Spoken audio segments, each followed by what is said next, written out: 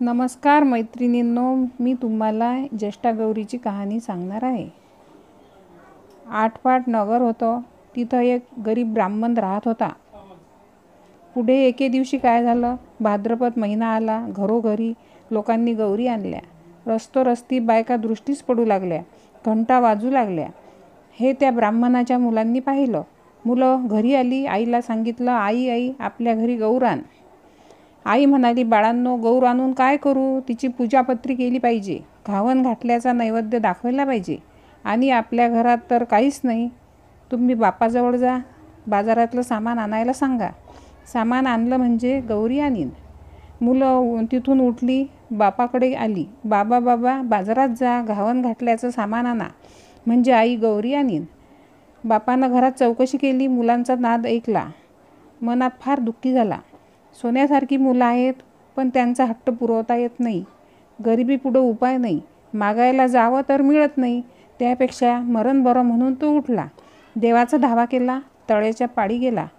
जीव द्यावा म्हणून निश्चय केला. अर्ध्या वाटेवर गेला. इतक्यात संध्याकाळ झाली. जवळच एक म्हातारी सवाशीण भेटली. तिनं त्यांची चाहूल ऐकली.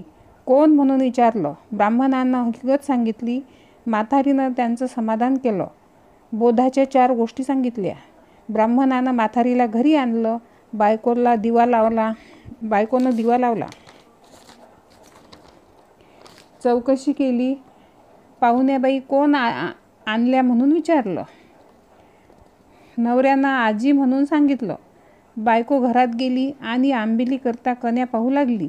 तो मडकं आपलं कण्यांनी भरलेलं दृष्टीस पडलं. तिला मोठं नवल वाटलं.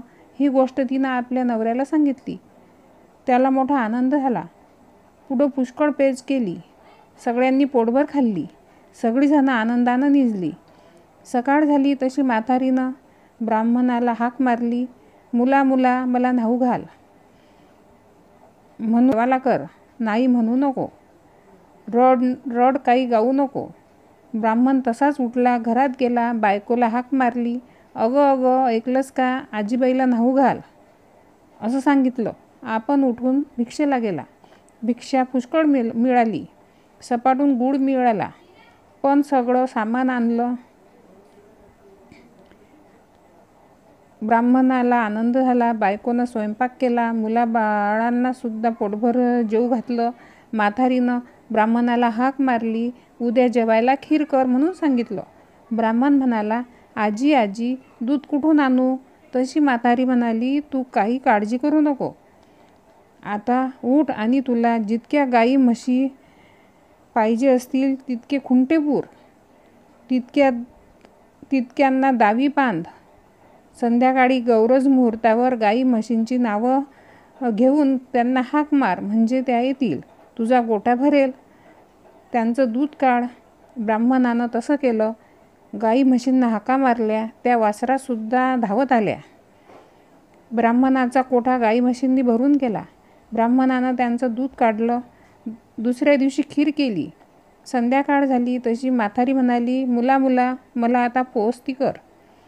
ब्राह्मण म्हणू लागला, आजी तुमच्या कृपेने मला आता सर्व प्राप्त झालं.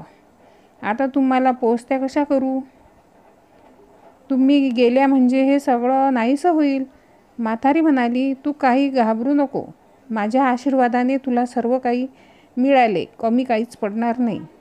ज्येष्ठा गौर म्हणतात ती मीच आहे. मला आज पोस्ती कर. ब्राह्मण म्हणाला, हे दिलेलं असंच वाढावं असा काही उपाय सांग. गौरीनं सांगितलं, तुला येताना मी वाढू देईल. ती साऱ्या घरभर टाक. हंड्यावर टाक, मडक्यावर टाक, पेटीत टाक, गोठ्यात टाक. असं केलंस म्हणजे कधी काही कमी पडणार नाही. ब्राह्मणानं बरं म्हटलं. तिची पूजा केली. गौर आपली प्रसन्न झाली.